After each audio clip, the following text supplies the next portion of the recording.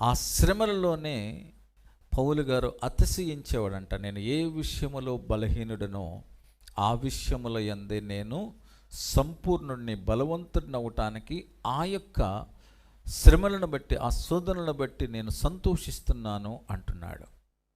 శోధనలు రెండు రకాలు. స్వయంకృతాపరాధన వలన వచ్చే శోధనలు. రెండవది దేవుడిని నమ్ముకున్న తర్వాత దేవుడిని మనల్ని పరిపూర్ణులుగా చేయటానికి వచ్చే శ్రమలు, శోధనలు. ఈ రెండు రకాల దేవుని విషయమై వచ్చే శోధనలు మనల్ని పరిపూర్ణులు చేస్తాయి.